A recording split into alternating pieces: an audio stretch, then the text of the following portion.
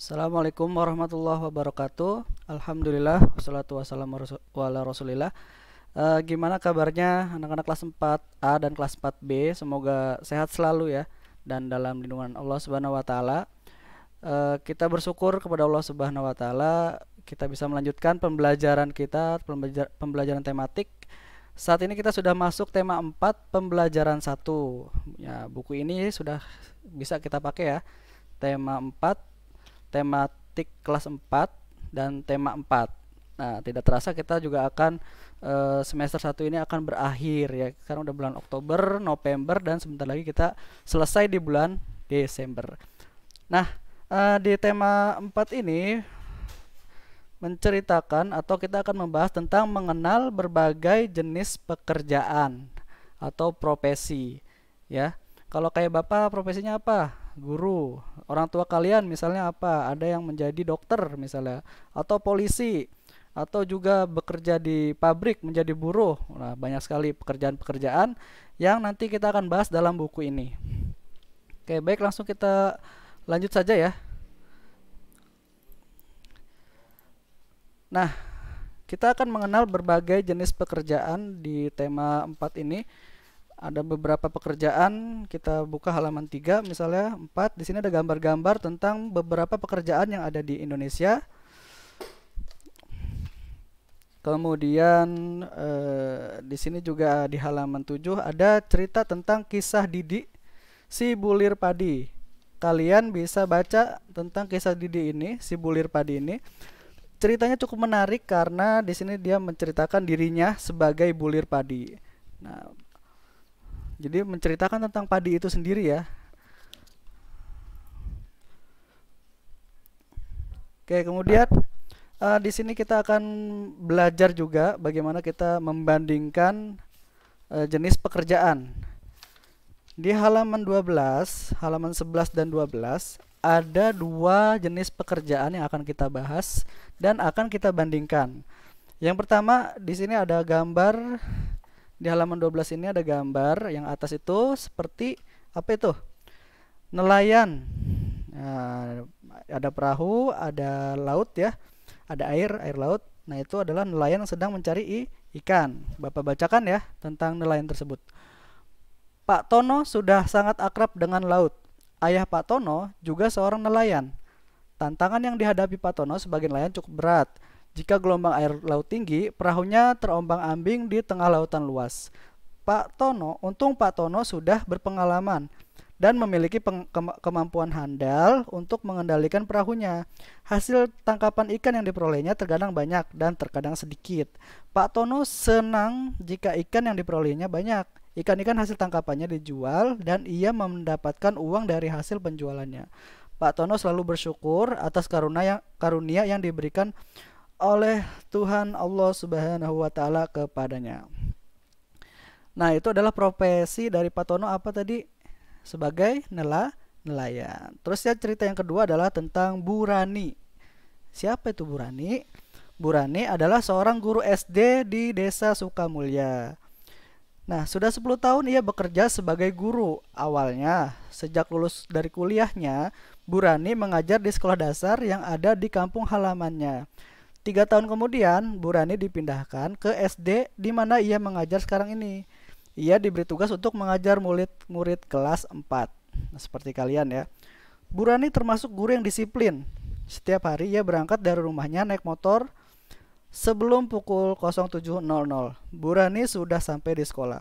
Ia ingin memberikan contoh kepada murid-muridnya agar tidak terlambat datang ke sekolah. Sikap disiplinnya juga dilakukan pada saat mengajar di kelas. Murid-murid selalu mengerjakan PR dengan baik. Pada saat ulangan juga tidak ada yang berani mencontek. Bu Rani selalu penuh perhatian kepada murid-muridnya. Dengan senang hati, Bu Rani akan membantu muridnya yang belum mengerti pelajarannya. Ia menerangkan pelajaran kepada muridnya dengan penuh kesabaran. Kemudian tak heran bila semua siswa menyayangi Bu Rani. Sejak kecil, Bu Rani sudah bercita-cita menjadi guru. Kini ia telah bekerja sebagai guru di SD negeri, sebagai pegawai negeri. Ia mendapatkan gaji dari pemerintah setiap bulannya. Oke, setelah kalian membaca kedua jenis pekerjaan di atas, Coba ya, kalian bandingkan antara satu pekerjaan yang tadi, yang pertama itu seorang nelayan, dan yang kedua yaitu Buranis sebagai seorang guru. Nah, kalian coba bandingkan dan kalian isi tabel halaman 13. Nah, di sini ada tabel tentang keterangan, kemudian ada soal, dan sebelahnya itu ada nelayan dan guru, halaman 13 yang atas. Kalian isi ya.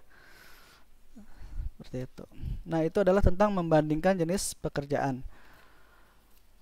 Lanjut, masih dalam pembelajaran 1 di tema 4, kita juga akan belajar untuk cara menjaga keseimbangan sumber daya alam atau SDA.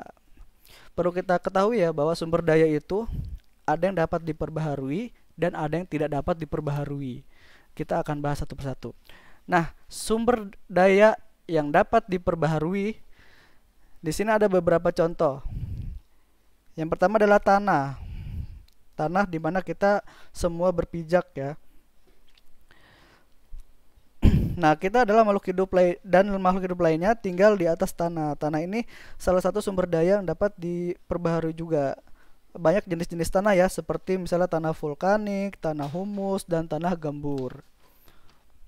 Kemudian yang kedua, sumber daya yang dapat diperbaharui adalah hutan. Oke. Hutan adalah sumber daya yang bisa rusak, tapi bisa juga diperbaharui. Biasanya kalau rusak itu sumber kerusakannya karena ada penebangan liar, kemudian kebakaran hutan karena kemarau, kemudian ada pembakaran hutan yang memang disengaja untuk membuat ladang. Kemudian yang ketiga, sumber daya yang dapat diperbaharui adalah hewan. Hewan termasuk sumber daya alam yang dapat diperbaharui. Ada hewan liar dan ada hewan yang dipelihara atau diternak. Contoh kalau misalnya hewan liar tuh seperti gajah, harimau, singa, buaya, itu hewan liar. Kalau hewan ternak tuh seperti sapi, kambing, ayam, itik, dan kerbau, itu hewan ternak. Dan itu bisa diperbaharui dengan cara diperkembangbiakan. Kemudian yang terakhir, sumber daya yang dapat diperbaharui adalah air. Ya, air merupakan kebutuhan bagi semua makhluk hidup ya. Manusia menggunakan air untuk berbagai keperluannya. Misalnya seperti kalian misalnya untuk minum, kemudian mandi, mencuci, memasak. Banyak ya. Bahkan ada yang untuk mengairi sawah, untuk memelihara ikan, untuk sarana transportasi juga. Bahkan di kemarin waktu di tema 1 atau 2 kita pernah bahas untuk pembangkit tenaga listrik ya. Air bisa digunakan juga untuk pembangkit tenaga listrik. Nah, itu adalah beberapa sumber daya yang dapat diperbaharui. Yang kedua adalah sumber daya yang tidak dapat diperbaharui. Nah, ini adalah beberapa sumber daya yang tidak dapat diperbaharui. Yang pertama adalah bahan tambang mineral logam. Apa nih Pak maksudnya Pak?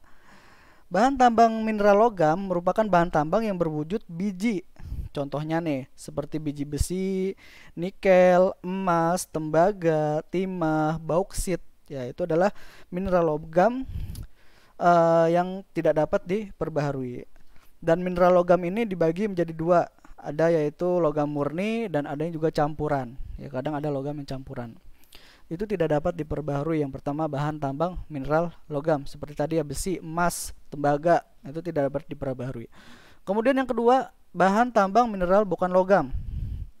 Contohnya seperti bahan tambang bukan logam adalah batu kapur, belerang, pasir, kaolin, asbes, terus kemudian mika, tanah liat, dan intan. Itu tidak dapat diperbaharui juga. Kemudian yang terakhir, sumber daya yang tidak dapat diperbaharui adalah bahan tambang sumber tenaga atau sumber energi. Ya. Contohnya apa? Contohnya seperti misalnya minyak bumi, gas alam, batu bara, ya itu tidak dapat diperbaharui ya. Kalau misalnya contohnya lagi misalnya seperti olahan minyak bumi. Contohnya seperti minyak tanah, solar, pelumas, kemudian bensin untuk motor dan mobil kita. Nah, itu juga tidak dapat diperbaharui. Aspal tidak dapat diperbaharui. Baik, terima kasih. Itu saja mungkin materi dari Bapak untuk tematik ini kelas 4 ya, untuk tema 4 pembelajaran yang pertama. Setelah kita mendengarkan materi tadi, silahkan kalian kerjakan tugas yang akan Bapak berikan. Adapun tugas yang harus kalian isi adalah tugas halaman 5 dalam buku tema 4 ini, halaman 5 tentang ini ya, tentang mengisi pekerjaan, tugas dan tempat kerja. Di sini ada gambar, kalian isi saja nama pekerjaannya apa, tugasnya untuk ngapain, kemudian tempat bekerjanya di mana. Kemudian halaman 10 yaitu kalian mencocokkan gambar dan hasil dari pekerjaan yang dikerjakan. Kemudian halaman 13 adalah kalian membandingkan jenis pekerjaan. Membandingkan jenis pekerjaan yang tadi kita bahas, ada pekerjaan nelayan dan guru. Baik, terima kasih atas perhatiannya. Mudah-mudahan bermanfaat bagi kita semua. Mohon maaf bila ada salah kata, bila ada kekurangan. Bapak akhiri wabillahi taufiq wal hidayah. Wassalamualaikum warahmatullahi wabarakatuh.